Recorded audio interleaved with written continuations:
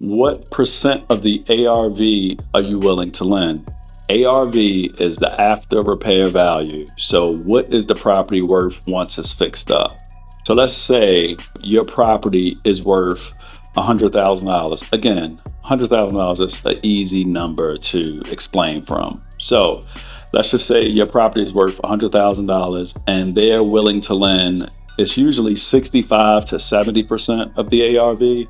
The better the market, the higher the percentage of ARV they're willing to lend, but normally it stops around 70, maybe a little higher, but typically 70 is the cutoff. And as the market kind of slows down or prices decrease, you may see that number drop to 65%, maybe even lower. It's just lender by lender what they're willing to lend. And pretty much they're saying, okay, if this property is worth $100,000, 70% of that is $70,000. So it's like, I'd be willing to lend you $70,000 on this property that's worth $100,000, or 65%, I'd be willing to lend you $65,000 on this property that's worth $100,000. Remember what I just told you guys previously about what percent of the total cost of the project would you be willing to lend? And I said that some lenders will be willing to lend you 100% of the purchase and 100% of the renovation, right? But this is where it can get tricky, so pay close attention.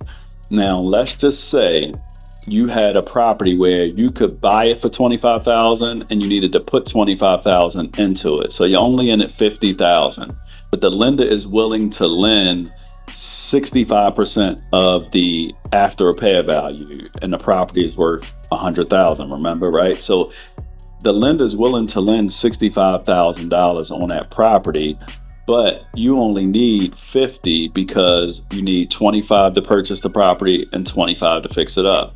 Now, with that being said, that lender who tells you that they're only willing to lend 90% of the purchase price and 100% of the renovation would obviously still want you to put up 10% of the money to purchase the property. But some investors, even if the amount you need is less than what they're willing to lend, so let's just say in this case, like I said, you only need 50, but he's willing to lend 65, may still ask you to put up money in that scenario. And the reason being is because lenders call that skin in the game, meaning pretty much, I don't care how good your deal is, I want you to put some money out of your pocket into this because I want to feel like you got something to risk just like I do. So no matter how good your deal is, you need to still put up some money so that you won't walk away from this property, or you'll want to get it done because you have money tied into this too.